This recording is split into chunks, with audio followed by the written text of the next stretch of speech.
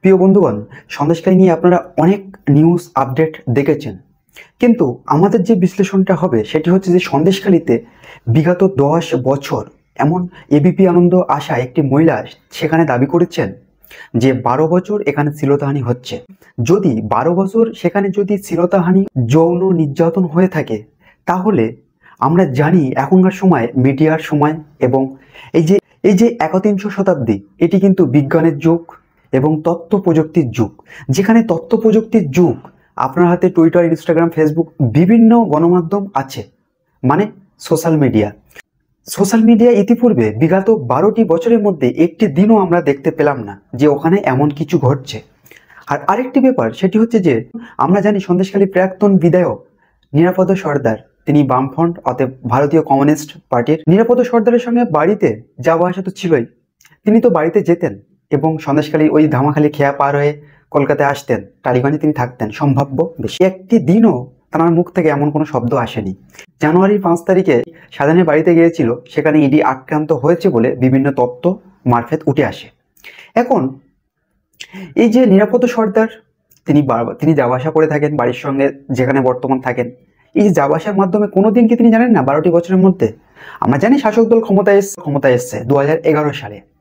এখন নিরাপদ সর্দার জানতেন না, বিরোধী শূন্য ডাক দিয়েছিল শাসক দল।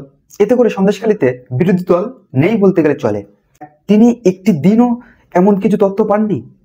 নিশ্চয়ই এই বিষয়ে আমাদের যখন প্রশ্ন ছিল, তখন কিন্তু এবিপি আনন্দে আসা একটি ভদ্র মহিলা তিনি জবাব দিয়েছেন যে আমরা যদি কোনো কিছু প্রোটেক্ট করি, আমাদেরকে বাড়ি থেকে তুলে নেওয়া হয় বা আমাদের স্বামীদেরকে মারা হয় এবং আমাদের সন্তানদেরকে মেরে হাত পা ভেঙে দেওয়া হয়। তিনি এমন চাঞ্চল্যকর তথ্য তুলে ধরেছেন এবিপি আনন্দ। সন্দেশখালী নিয়ে সমস্ত নিউজ করছেন বাংলা, ইংরাজি এবং ভারতের আঞ্চলিক বিভিন্ন রাজ্যের যে ভাষা, সে ভাষাও নিউজ হচ্ছে। এতে করে বাংলা সুস্থ সংস্কৃতি লুণ্ঠিত হচ্ছে। সেখানে কয়েক রকম তথ্য উঠে আসছে। এখন আমরা তো জানি শাসক দলের একাধিক নেতা মন্ত্রীরা বলছেন যে এটি একটি বানোয়াট। আমরা যদি এটি ধরে নেই, তর্কের খাতিরে শাসক দলের কথা ধরে নিলাম, তো কোনো সাধারণ মহিলা কি এটি চাবে যে আমাদের ইজ্জতটা নিয়ে আমরা খেলা করব? প্রতিটা মানুষের কমন সেন্স আসে। এখানে আরেকটি কথা উঠে আসছে যে এতগুলো মহিলা ওখানে ধর্ষিত হয়েছে দিনের পর দিন, কেউ মুখ খোলেনি। একদম নিম্নতম সাধারণ মানুষের যে কথাগুলো রাখবো সেটি হচ্ছে যে এখানে যে ফয়দাটি লুটবে এবং এখানে যে ফয়দাটি হাসিল করছে সেটি হচ্ছে কিন্তু বিজেপি। তার কারণ হচ্ছে বিজেপি ধর্মত্ব নিয়ে রাজনীতি করছে এবং কেন্দ্রমন্ত্রী স্মৃতি ইরানি তিনি পরিষ্কার বলেছেন যে হিন্দু ওমেন্স অর্থাৎ হিন্দু মেয়েদেরকে নিয়ে টিএমসি নেতারা তাদেরকে ভোগ করত, যতক্ষণ তাদের মন না ভরত ততক্ষণ তাদেরকে ব্যবহার করত। কেন্দ্রমন্ত্রী বলছে, এটি সাধারণ কোনো মানুষ নয়। আশ্চর্য ব্যাপার। তার কারণ হচ্ছে যে তিনি হিন্দু মহিলা শব্দটা ইউজ কেন করছেন? তিনি ওখানে বলতে পারতেন যে সাধারণ মহিলাদেরকে ধর্ষণ হচ্ছে, সাধারণ মহিলারা ওখানে নিপীড়িত হচ্ছে, সাধারণ মহিলারা ওখানে ধর্ষিত হচ্ছে। তিনি বলছেন কি যে হিন্দু মহিলাকে রেপ করছে টিএমসি নেতারা। তিনি ঠিক এইভাবে কথাগুলো বলেছেন স্মৃতি ইরানি। ইতিপূর্বে বিজেপির একাধিক নেতা মন্ত্রীরা রাষ্ট্রপতি শাসন চেয়েছেন। এছাড়া প্রদেশ কংগ্রেস সভাপতি অধীর রঞ্জন চৌধুরী তিনিও কিন্তু রাষ্ট্রপতি শাসন দাবি করেছেন এবং তিনি সুস্পষ্ট এটি বলেছেন, জানি রাষ্ট্রপতি শাসন হবে না। তো সবকিছুর মধ্যে যে রাজনীতি ফয়দা কারা পাচ্ছে, এখানে কিন্তু ফয়দা পাচ্ছে পুরোপুরিভাবে বিজেপি, বেশিভাবে ফয়দা লুটবে। সময়টিকে ঠিকভাবে ব্যবহার করছেন বিজেপির নেতারা।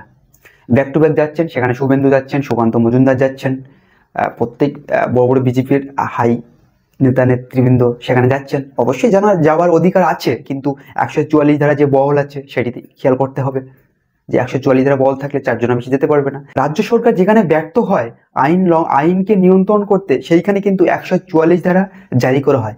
এতে করে কিন্তু রাজ্য সরকারের সুনাম হয় তা নয়, এতে করে রাজ্য সরকারের আরো বেশি দুর্নাম হয়। কিন্তু সেখানে 144 ধারা জারি না থাকলে কিছু এলাকায় আরো বেশি ভায়োলেন্স হতে পারে, আরো বেশি সেখানে জনরোষ বিক্ষোভ হতে পারে। এই জন্য করে সেখানে এটি হচ্ছে, একে ভোগ করেছে একাধিক মহিলারা বলছে, সাধারণ মহিলারা। ওই শাসক দলের একটি শব্দ আছে খেলা। এখন এই খেলা শব্দটা এমন পর্যায়ে নিয়ে গেছে। তো শাসক দলের কথাই আমি বলি, রাজ্যের শাসক দল পার্থভূমি তিনি যাবেন কি যাবেন না, 18 তারিখে কি খেলা দেখাবেন রাজ্যবাসী সেটি দেখবেন। কেন্দ্রমন্ত্রী অমিত শাহজি অর্থাৎ ভারতবর্ষের স্বরাষ্ট্রমন্ত্রী অমিত শাহজি তিনি 28 তারিখে যাচ্ছেন কলকাতায়, এবং 28 তারিখ কলকাতা যাচ্ছেন মানে তিনি নিশ্চয়ই সন্দেশখালী সফর করবেন। এটি কোন পর্যায়ে চলে যায়? অবশেষে সন্দেশখালী কি কেন্দ্রশাসিত অঞ্চল হয়ে যায় না রাষ্ট্রপতি শাসন হয়? এটি সময়ের অপেক্ষা।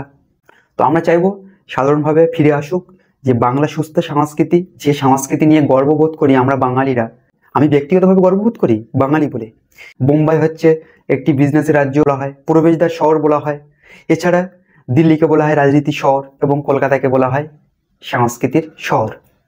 যদি সন্দেশখালিটা নিয়ে আমরা গভীরে গিয়ে যদি ভাবতে থাকি তাহলে প্রশ্ন নম্বর 1, 12-13টি বছর সেখানে মহিলা ধর্ষিত লাঞ্ছিত হয়েছেন, সেখানকার মহিলা নেতাদের ভোগের পাত্রী হয়েছেন। বিগত 13টি বছর যখন ভোগের পাত্রী হচ্ছেন কেউ প্রোটেক্ট করে। একবিংশ শতাব্দী বিজ্ঞান ও প্রযুক্তির যুগে এমন কাজ একটা, দুটো, তিনটে, চারটে, হাতে গোনা গুটি 2, 5টি, 10টি হতে পারে, কিন্তু এই যে একাধিক মহিলা একই দাবি করছেন, এটি একটু যেন কোথাও যেন একটি রাজনীতির চক্রান্ত লুকিয়ে আছে এর মধ্যে। বলছি আমরা কোনো রাজনীতির মধ্যে প্রভাবিত নই, না শাসক দল, না লেফট, না বিজেপি, না কংগ্রেস, না ভারতবর্ষে আঞ্চলিক যে দলগুলো আছে, কোনো রাজনৈতিক প্রভাবিত নই। শাসক দলের হয়ে যে আমরা কথা বলছি তা নয়, বা শাসক দলের বিপক্ষে কথা বলছি তা নয়। আজকে টিএমসি ক্ষমতা আছে বলে এমন কথা বলছি তা নয়, বা বামফ্রন্ট ক্ষমতা আসলে এমন কথা বলবো তাও নয়, যে বিজেপি ক্ষমতা এলে এমন কথা বলবো তাও নয়। যেটি ওখানে হয়েছে, যদি এমনটি হয়ে থাকে, কেস তো গড়িয়েছে বহুত দূর, মানে সেই এমনভাবে বললে চলে, পানি গড়িয়েছে বহুত দূর, দিল্লি পর্যন্ত চলে এসছে, সুপ্রিম কোর্টে কেস চলে এসেছে। শেষ পর্যন্ত কি রায় দেয় আমরা দেখব। সুপ্রিম কোর্টের আমাদের লক্ষ্য থাকবে সন্দেশখালীকে কেন্দ্র করে পুরোপুরিভাবে 100% নিরপেক্ষভাবে তদন্ত হোক। আজ এখানেই শেষ, দেখা হচ্ছে অন্য ভিডিওতে। ভালো থাকবেন, সুস্থ থাকবেন এবং ধন্যবাদ অনেক অনেক।